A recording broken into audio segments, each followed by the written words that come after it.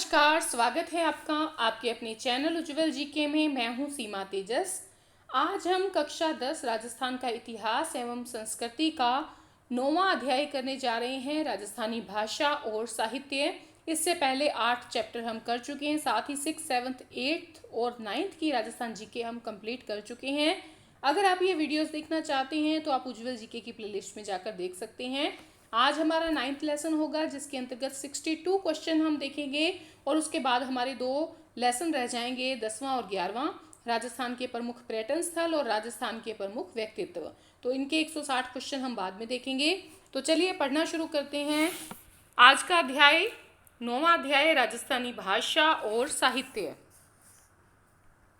पहला प्रश्न है, राजस्थान की भाषा के लिए राजस्थानी शब्द का प्रयोग सर्वप्रथम किसने किया था? तो देखिए, राजस्थान की भाषा के लिए राजस्थानी शब्द का प्रयोग सबसे पहले जॉर्ज अब्राहम ग्रियर्सन ने किया था 1912 में। और कौन सी पुस्तक में किया था? लिंग्विस्टिक सर्वे ऑफ इंडिया में किया था। ठीक है, लिंग्विस्टिक सर्वे ऑफ इंडिया पुस्तक के लेखक कौन हैं? जॉर्ज अब्राहम ग्रियर्सन हैं। और राजस्थान की भाषा के लिए राजस्थानी का शब्द सबसे पहले इन्होंने ही प्रयोग किया है। 1912 है, 1912 में ये किताब लिखी गई। नेक्स्ट है, कुवलयमाला के लेखक कौन हैं? तो उद्योतन सूरी हैं कुवलयमाला के लेखक। राजस्थानी भाषा का उद्भव लगभग किस शताब्दी में हुआ माना जाता है? तो राजस्थानी भाषा का उद्भव जो है 11वीं और 12वीं शताब्दी में के लगभग माना जाता है। जागती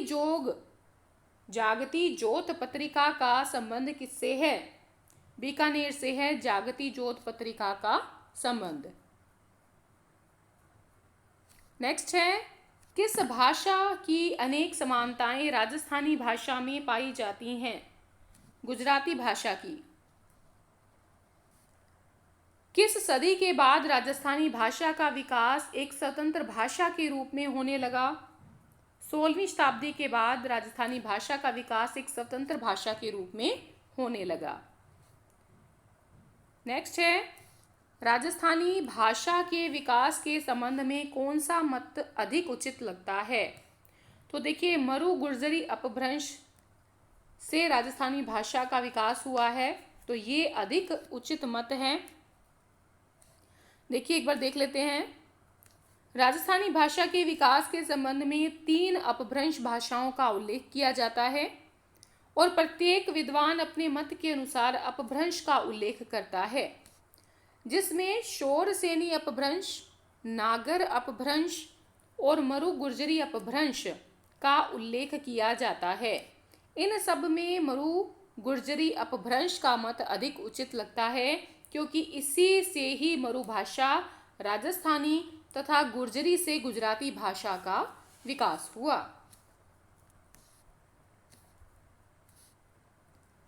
नेक्स्ट है, जॉर्ज अब्राहम ग्रियर्सन ने राजस्थानी बोलियों को कितने वर्गों में बांटा है? तो जॉर्ज अब्राहम ग्रियर्सन ने राजस्थानी बोलियों को 5 वर्गों में बांटा है। कौन सी बोली पूर्वी राजस्थानी की नहीं है? कौन सी बोली पूर्वी राजस्थानी की नहीं है? बागड़ी बोली जो है वो पूर्वी राजस्थानी की नहीं है। थोड़ा सा देख लेते हैं व्याख्या के रूप में। डॉक्टर ग्रियर्सन ने राजस्थानी बोलियों को 5 मुख्य वर्गों में बांटा है, किंतु मुख्य रूप से राजस्थानी बोलियों को 2 भागों में बांटा जा सकता है। एक तो पश्चिमी राजस्थानी और एक है पूर्वी राजस्थानी। पश्चिमी राजस्थानी के अंतर्गत आने वाली जो बोलियां हैं वो है मारवाड़ी, मेवाड़ी, बागड़ी, शेखावाटी, ढूंढाड़ी, हाड़ौती, मेवाती, अहिरवाटी, जिसको कि राठी भी कहा जाता है। देखिए, राजस्थान की बोली और भाषा जो है, बोली एवं भाषा, ये हम कर चुके हैं। अगर आप वीडियो देखना चाहते हैं तो आप उज्ज्वल जीके की प्लेलिस्ट में जाकर राजस्थान की कला संस्कृति में देख सकते हैं। नेक्स्ट है, कौन सी बोली कहीं कहीं राजस्थानी भाषा का पर्याय भी मानी जाती है? तो मारवाड़ी जो भाषा है वो राजस्थानी भाषा का पर्याय भी मानी जाती हैं। चित्तौड़गढ़, राजसमंद तथा भीलवाड़ा क्षेत्र में कौन सी बोली प्रमुखता से बोली जाती है? मेवाड़ी जो बोली है वो चित्तौड़गढ़, राजसमंद और भीलवाड़ा क्षेत्र में प्रमुख रूप से बोली जाती है। गोड़वाड़ी किस बोली की उपबोली है? तो देखिए, गोड़वाड़ी जो है ये मारवाड़ी की उपबोली है। नेक्स्ट है, कौन सी ढूंढाड़ी की उपबोली नहीं है? कौन सी ढूंढाड़ी की उपबोली नहीं है? अहिरवाटी नहीं है, जबकि तोरावाटी है, राजावाटी भी है और नागरचोल भी है। ठीक है, ये ढूंढाड़ी की क्या है? उपबोलियां हैं। कोटा, बूंदी, बारां और झालावाड़ क्षेत्र में बोली जाने वाली बोली हाड़ौती है। भरतपुर के आसपास के क्षेत्रों में मेवाती बोली पर किस भाषा का प्रभाव देखने को मिलता है? ब्रज भाषा का प्रभाव देखने को मिलता है भरतपुर के आसपास के क्षेत्रों में। नेक्स्ट है, बांसवाड़ा, डूंगरपुर क्षेत्र में कौन सी बोली मुख्यतः बोली जाती है? तो वागड़ी बोली जाती है बांसवाड़ा, डूंगरपुर क्षेत्र में। वागड़ी बोली पर किस भाषा का प्रभाव स्पष्ट रूप से देखा जा सकता है? तो वागड़ी पर गुजराती भाषा का स्पष्ट रूप से प्रभाव देखा जा सकता है। वागड़ी पर गुजराती भाषा का प्रभाव स्पष्ट रूप से देखा जा सकता है। नेक्स्ट है, राजस्थान के प्रतापगढ़ का क्षेत्र किस बोली का क्षेत्र है? तो राजस्थान के प्रतापगढ़ का क्षेत्र जो है वो मालवी बोली का क्षेत्र है। रांगड़ी और निमाड़ी किस बोली की उपबोलियां हैं? रांगड़ी और निमाड़ी जो है ये मालवी की उपबोलियां हैं।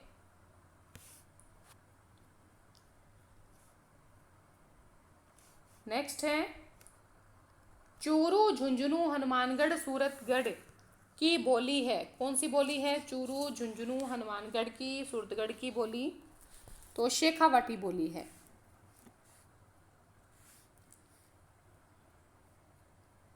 अब देखिए कौन सा सुमेलित नहीं है। एक तो काल परक दे रखा है, एक काल क्रम दे रखा है। ठीक है, तो देखें इसमें सुमेलित जो नहीं है वो फर्स्ट ऑप्शन है। प्राचीन काल जो है इसको वीर गाथा काल भी कहा जाता है, वीर गाथा काल। और इसका टाइम पीरियड जो है वो है 1050 से लेकर 1550 ईस्वी तक। ठीक है, 1050 ईस्वी से 1550 ईस्वी तक का काल प्राचीन काल जो वीर गाथा काल है। ठीक है, नेक्स्ट है पूर्व मध्य काल। तो पूर्व मध्य काल जो है इसको भक्ति काल भी कहा जाता है।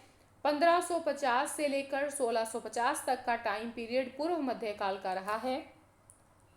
और उसके बाद देखें उत्तर मध्य काल का टाइम पीरियड जो है वो कहलाता था श्रृंगार, रीति और नीति परक काल, और ये 1650 से 1850 तक का काल था।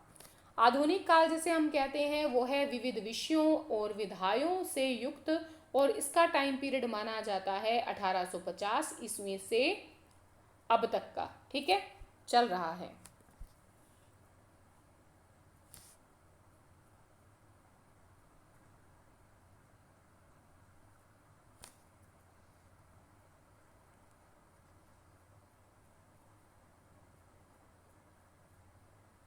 चलिए आगे बढ़ते हैं।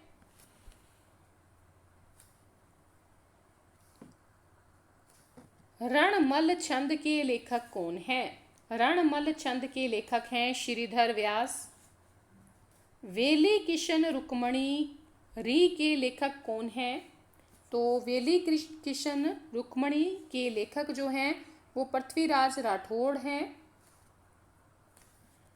राम रासों के लेखक थे माधोदास ददवाड़िया। हरिरस का लेखक कौन है? हरिरस का लेखक है ईसरदास। देवीयान किसने लिखा है? देवीयान किसने लिखा है? ईसरदास ने लिखा है। तो ईसरदास की रचना एक तो हरिरस हो गई और एक देवीयान हो गई। रामरासों के लेखक हैं माधोदास ददवाड़िया। वेली किशन रुक्मणी री के लेखक हैं पृथ्वीराज राठौड़। रणमल छंद के लेखक हैं श्रीधर व्यास।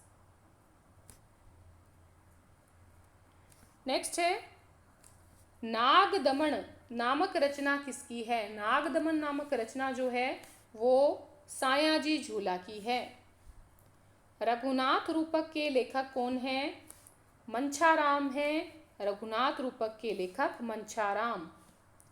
रजियारा सोरठा, चकरियारा सोरठा, मोतियारा सोरठा किस काल की प्रमुख रचनाएं हैं? तो देखिए उत्तर मध्य काल की रचनाएं हैं रजियारा सोरठा, चकरियारा सोरठा,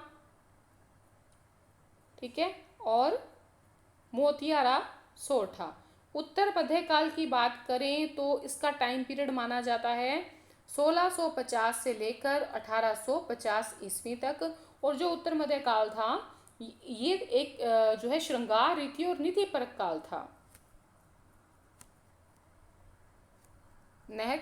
नेक्स्ट है मुहणोत नैंसी की का जो प्रसिद्ध ग्रंथ है कौन सा है? मुहणोत नैंसी का प्रसिद्ध ग्रंथ है मुहणोत नैंसी री ख्यात। किस ग्रंथ में बीकानेर के राव बीकाजी से लेकर महाराणा अनूप सिंह का इतिहास संचित है? मतलब राव बीकाजी से लेकर महाराणा अनूप सिंह तक का इतिहास जो संचित है वो है दयालदासरी ख्यात में। दयालदासरी ख्यात में। नेक्स्ट है अचलदास खिंची री वचनिका का लेखक कौन है? शिवदास गार्डन। अचलदास खिंची री वचनिका का लेखक कौन है? शिवदास गार्डन। नेक्स्ट है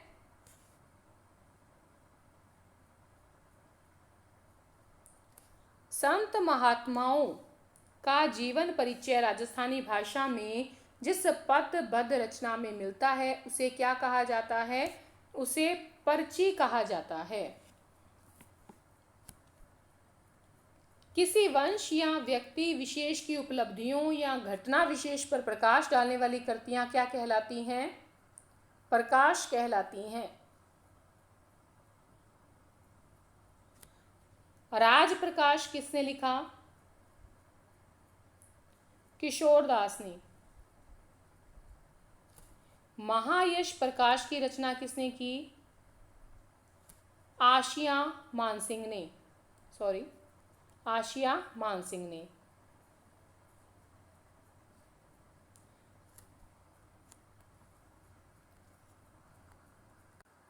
नेक्स्ट है सूरज प्रकाश किसकी कृति है? सूरज प्रकाश कर्णिदान की जो है कृति है। चंद्रबरदाई का प्रसिद्ध ग्रंथ कौन सा है? चंद्रबरदाई का प्रसिद्ध ग्रंथ है पृथ्वीराज रासो। नरपति नाल्हे की प्रसिद्ध कृति कौन सी है?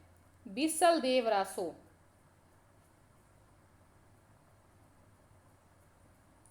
गिरधर आसिया की प्रमुख रचना कौन सी है? सगत रासो।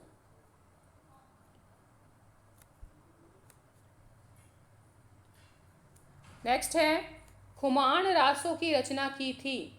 खुमान रासो की रचना जो है दौलत विजय ने की थी। रतन रासो का लेखक है कुंभकर्ण। हमीर रासो नामक ग्रंथ किसकी देन है? हमीर रासो नामक ग्रंथ जोधराज की देन है। मारवाड़ रा परगनारी विगत के लेखक कौन हैं? मुहणोत नैंसी हैं। खुमान रासो की रचना की दौलत विजय ने। रतन रासो के लेखक हैं कुंभकर्ण। हमीर रासो के लेखक हैं जोधराज। मारवाड़ रा परगनारी विगत के लेखक हैं मुहणोत नैंसी। नेक्स्ट है बातारी फुलवाड़ी।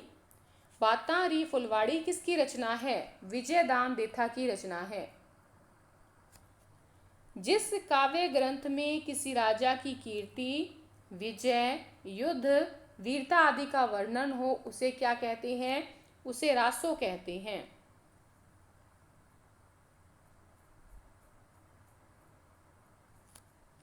प्रसिद्ध काव्य कृति राधा के लेखक कौन हैं? सत्यप्रकाश जोशी प्रसिद्ध काव्य कृति राधा के लेखक हैं। नेक्स्ट है मींझर, लीला टांस और धरती धोरारी प्रसिद्ध कृतियां किस, जो ये प्रसिद्ध कृतियां हैं ये किसकी है? मींझर, लीला टांस, धरती धोरारी ये कन्हैया लाल सेठिया की कृतियां हैं। राजस्थानी का प्रथम आधुनिक गद्यकार किसे कहा जा सकता है? शिवचंद्र भरतिया को। राजस्थानी का प्रथम आधुनिक गद्यकार शिवचंद्र भरतिया।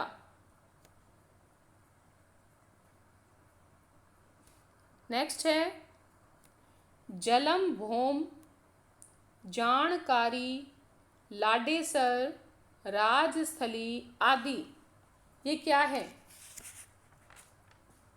तो ये देखिए राजस्थानी भाषा की प्रमुख साहित्यिक पत्रिकाएं हैं। रानी लक्ष्मी कुमारी चुंडावत की रचना नहीं है कि उतरियो है आभो, ये जो रचना है ये मालचंद तिवाड़ी की है।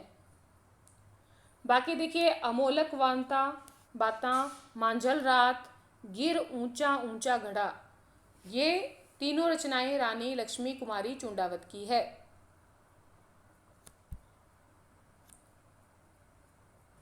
नेक्स्ट है कौन सी रचना विजयदान दिथा की नहीं है?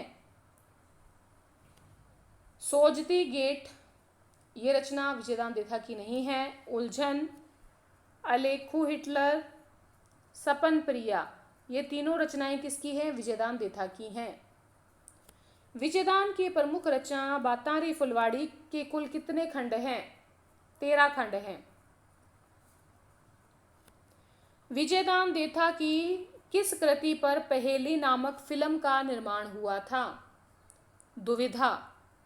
दुविधा जो इनकी कृति है उस पर पहेली नामक फिल्म का निर्माण हुआ।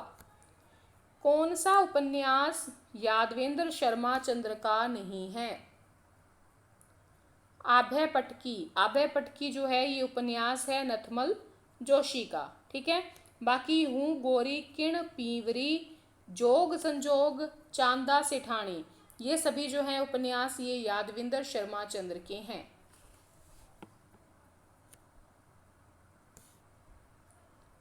नेक्स्ट है धोरा रो धोरी किसकी रचना है? तो नथमल जोशी की रचना है धोरा री धोरी, धोरा रो धोरी। ठीक है। और बाकी इनकी जो प्रमुख रचनाएं हैं परन्योडी कंवारी ये तो कहानी संग्रह है।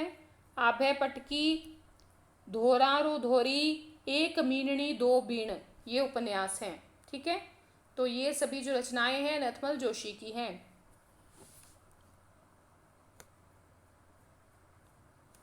नेक्स्ट है कौन सा सुमेलित नहीं है? एक तरफ पत्रिका है एक तरफ जिला दिया हुआ है। तो देखिए संबोधन जो है इसका संबंध कांकरोली से था और अलवर की जो कविता पत्रिका थी। ठीक है। अलवर की कौन सी थी? कविता पत्रिका।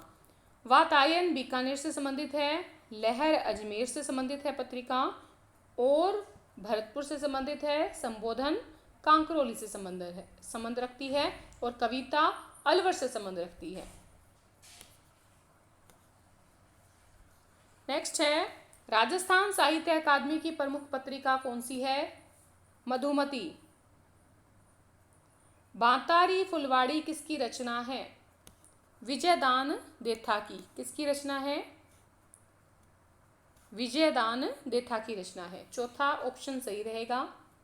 और अंतिम 62वां प्रश्न है जिस काव्य ग्रंथ में किसी राजा की कीर्ति, विजय, युद्ध, वीरता आदि का वर्णन हो उसे कहते हैं, तो उसे क्या कहते हैं? उसे रासो कहते हैं किसी राजा की कीर्ति, विजय, युद्ध, वीरता आदि का वर्णन, तो रासो कहते हैं उसे। ठीक है, तो आज के लिए इतना ही। अगर वीडियो पसंद आई है प्लीज़ लाइक ज़रूर करें, कमेंट करके बताएं वीडियो कैसी लगी, और अगर आपको वीडियो वाकई अच्छी लगी है तो प्लीज़ अपने 10 मित्रों में कम से कम वीडियो को शेयर ज़रूर करें। आज के लिए इतना ही, बहुत बहुत शुक्रिया अंत तक बने रहने के लिए। अब जो हमारा नेक्स्ट चैप्टर होगा वो 10th क्लास का 10वां अध्याय होगा, राजस्थान के प्रमुख पर्यटन स्थल। ठीक है।